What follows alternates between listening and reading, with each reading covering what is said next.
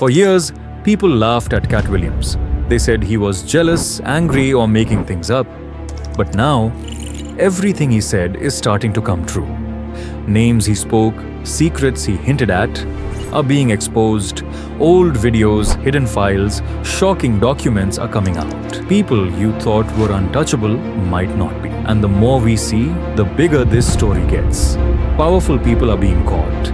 Some are hiding, and Katt, he isn't scared of anyone. He's telling the truth, no matter how shocking it is. But here's the question. If he's right, who will pay the price and who will get away? Stay with me, because what happens next could shock the world.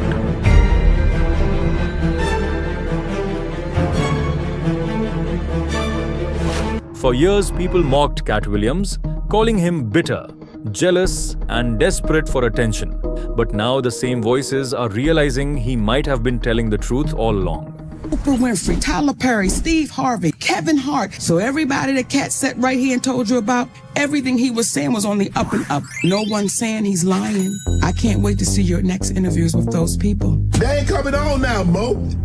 Back in January 2024, when Katt Williams appeared on Club Shay Shay, he didn't hold back. He started calling out powerful celebrities and hinting that some were hiding dark secrets.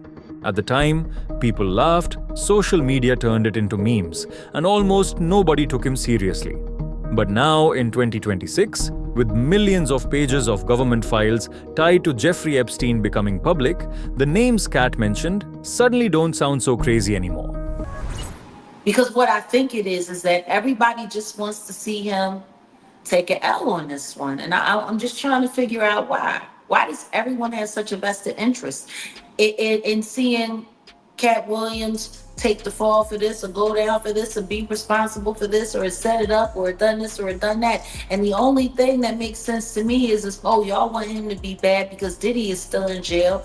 Rock Nation is looking really bad, and all you Illuminati people, you're all looking real bad right now. So y'all need the people that pointed it out to look even worse, don't you? That's what makes sense to me. That's what I see. And it's kind of disgusting because in my opinion, there's a lot of people that should be speaking up for Katt right now that's not. There's a lot of people on that tour that probably should have had something else to say other than what's being said. In fact, some people say the documents confirm what he hinted at and even reveal names he didn't mention. Many believe these could be even bigger.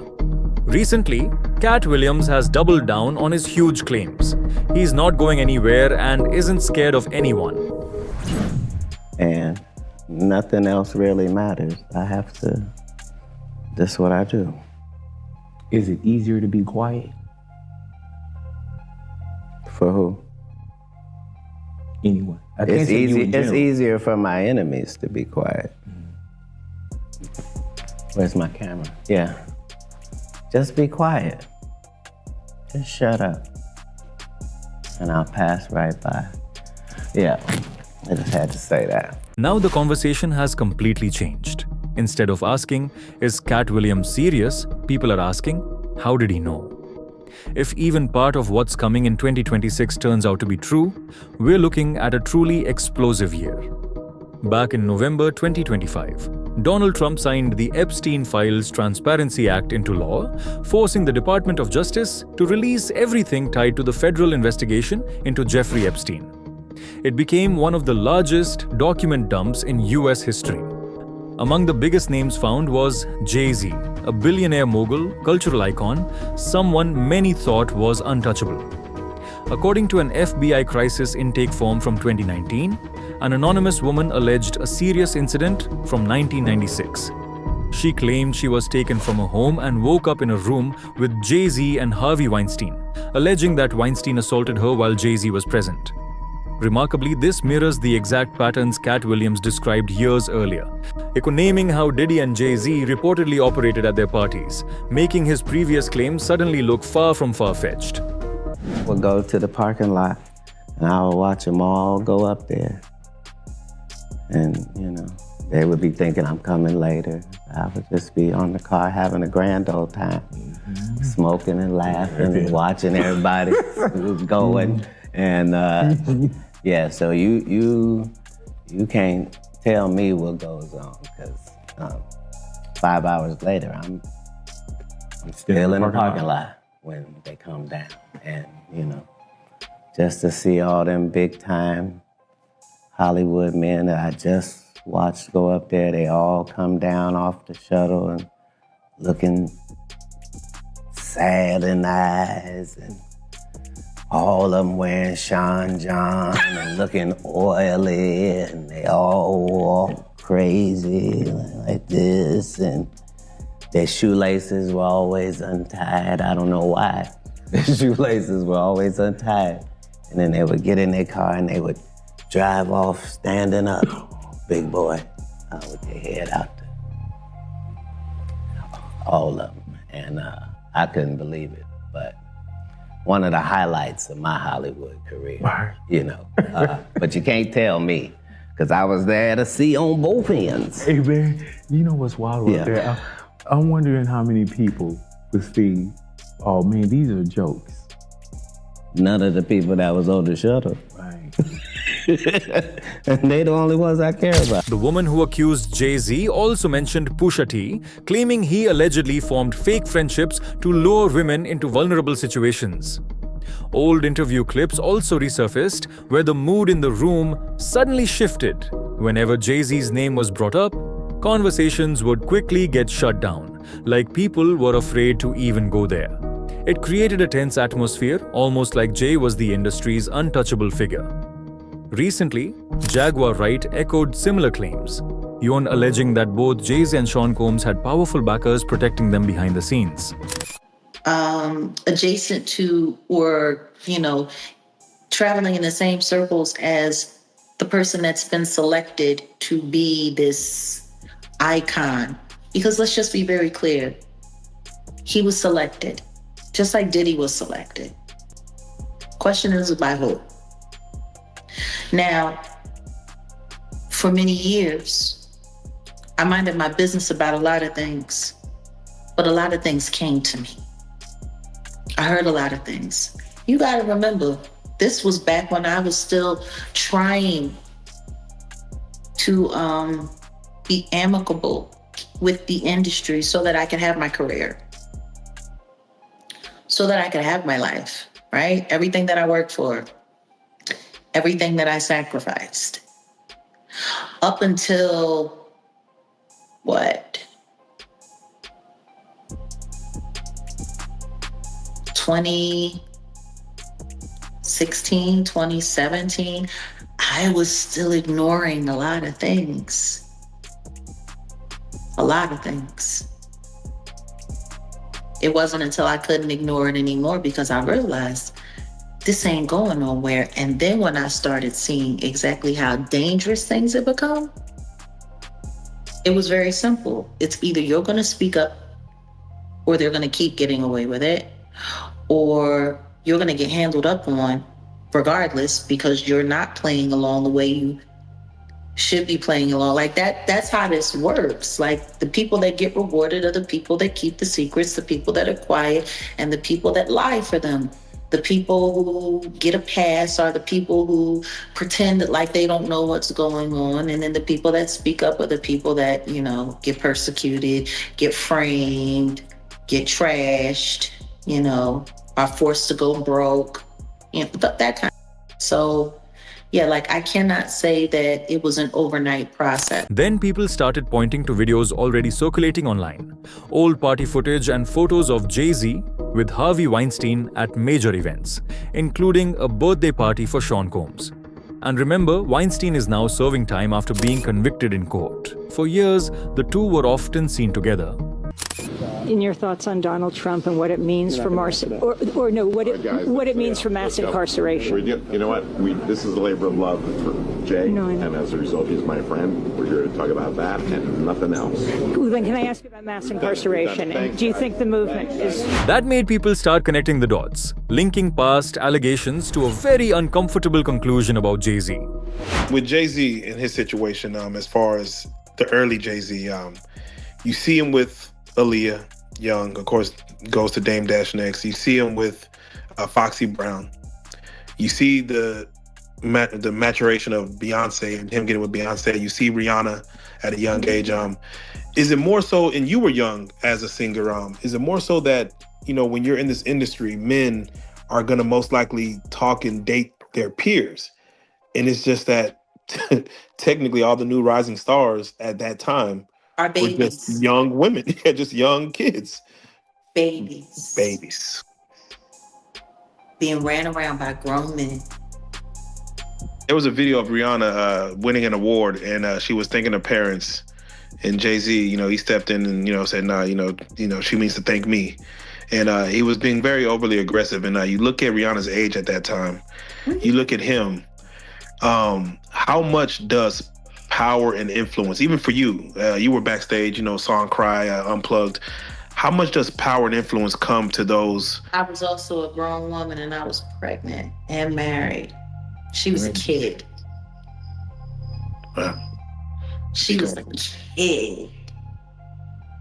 Yeah, I remember that. No, you need to thank me. That's kind of ballsy, isn't it? When you look back at it, it's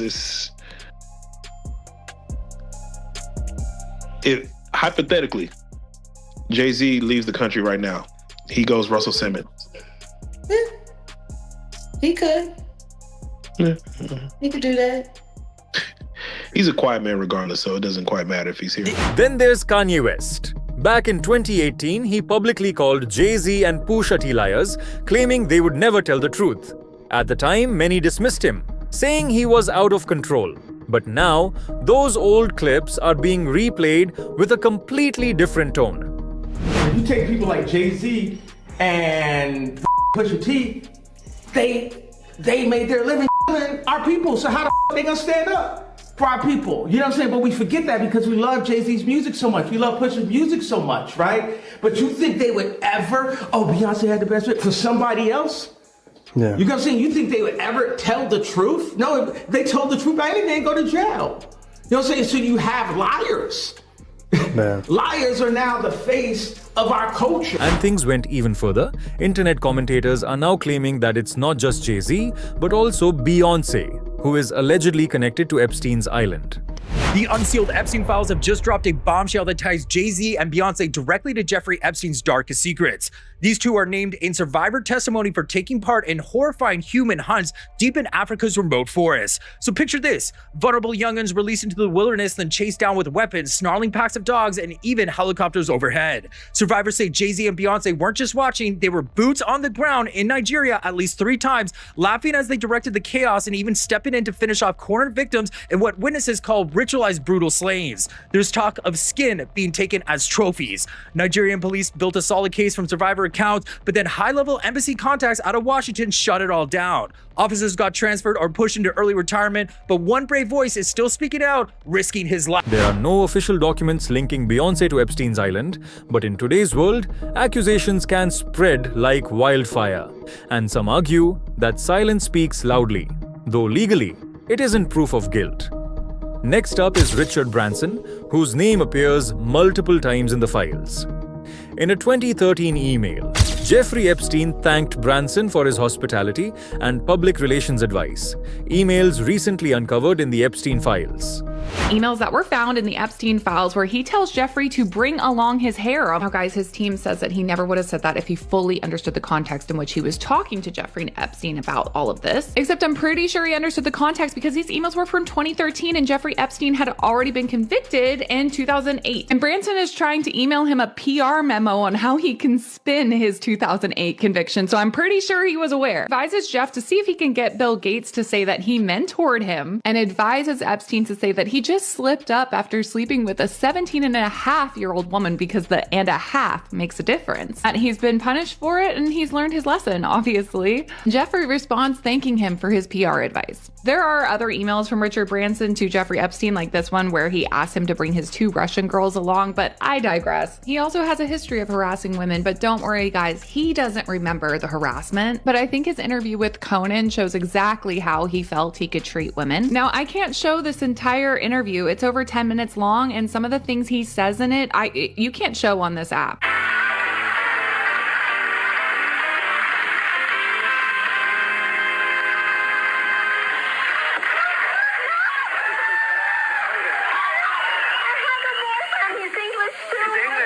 What's his name?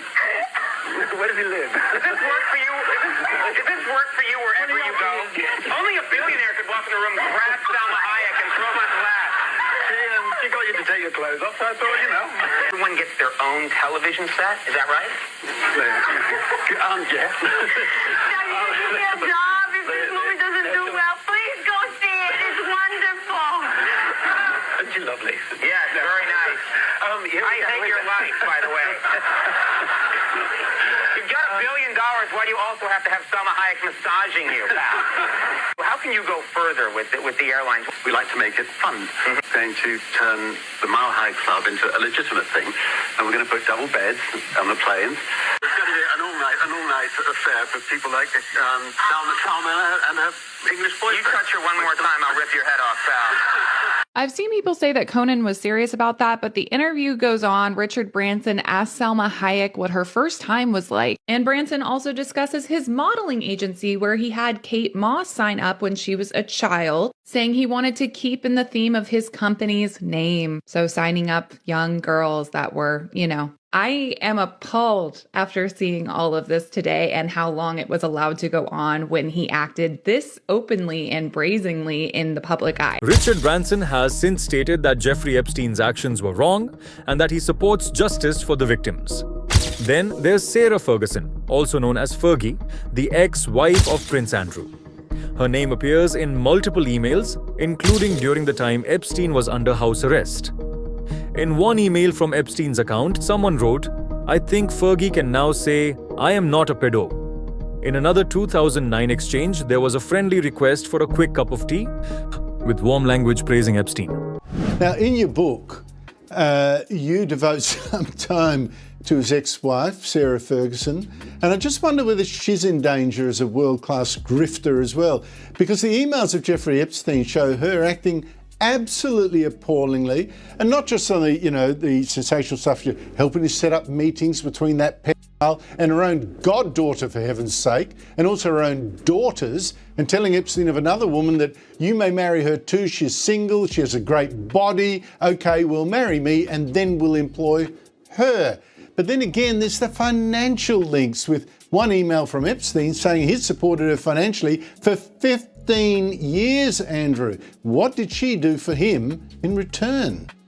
Well, Sarah Ferguson gave Epstein the sort of entree into Andrew and into the royal family. But who knows? I mean, there's still a lot more to come out. But you're absolutely right. Sarah Ferguson is a material witness to the King, to what was going on in Epstein's home. She was often a regular visitor there, and she should certainly be testifying to the Senate. But there's also HMRC, Her Majesty's Revenue and Customs, should be looking at her. The Companies Act, I think she broke. The charitable laws, charitable things that she broke running her charities. So I think she's definitely worth investigation as well, and she should certainly be questioned about the misconduct in public office, as should his daughters, who accompanied him on many of these trips and used these trips to basically get contacts which they're now exploiting themselves. Then there's Brett Ratner. A photo surfaced in the released documents showing him at an event near Jeffrey Epstein. Ratner explained that about 20 years ago, he attended the event with his then-fiancée, and that's when the photo was taken. He emphasized that he did not have a personal relationship with Epstein. Now, the spotlight is on everyone. Tech billionaires, music moguls, supermodels, media executives, even presidents. As a survivor has gone on TV to reveal that during her time in Epstein's ring, she witnessed a huge interconnected network. This is why people keep revisiting what Katt Williams said. He exposed many people who seem to climb the ladder through hidden connections. Even Orlando Brown has said Katt was right, pointing to Kevin Hart's sudden rise to the top as an example. But I will talk about what I've experienced. And what I've experienced is sitting in front of Katt Williams at his own house, $3 million mansion in Malibu. And this man told Tory Hart exactly what Kevin Hart did in order to be where he's at. Now, I don't know if it was Kevin that pissed him off. I don't know who it was that pissed him off. But I do understand that the comedy world is nothing to play with. And it's like, Kevin doesn't want to be a dinosaur. He's really a velociraptor. And some people are actually T-Rexes. And we have a system to break in this universe. Now, if I keep going with this posting that everyone's privy to, it's going to unlock certain systems in the universe that prove that dinosaurs are actually not extinct. That's what Katt knows. He knows the inner workings of how people turned into huge comedians. And I guess, he says Kevin is an industry plant. No, man. I mean, Kevin is a dinosaur, and I can't, I'm not gonna go back and forth with you. He's Frankie Lyman. And Katt Williams warned that powerful people would eventually face exposure and that the truth would shake Hollywood, politics, and business. Now, the real question isn't just who knew Jeffrey Epstein, but who will be investigated, who will be charged, and who will walk away untouched. It'll be fascinating to see Katt's reaction, especially given his past statements about the Illuminati and how they pull strings behind the scenes. Everybody's buttoned down like that and wants to control the world. There's something involved that's outlandish that they keep a secret. That's always been the case with secret societies. I mean, that's the whole Eyes Wide Shut thing, that there's some freak shit going on behind the scenes to anybody that really wants to control everything. You don't just want to control everything. You want to control everything so you can get away with some freak too. Right, I'm saying, but these Epstein-like characters have existed throughout history. Whether they were kings or what, human beings are human beings universally. So everybody is a supplier. Epstein, Weinstein, these guys knew what these extremists liked and provided it, and provided the way for you to to have $1 billion and not create a fantasy island type environment has not existed throughout history. 2026 may not just be about celebrities going to jail. It could be about whether the system holds powerful people accountable like everyone else.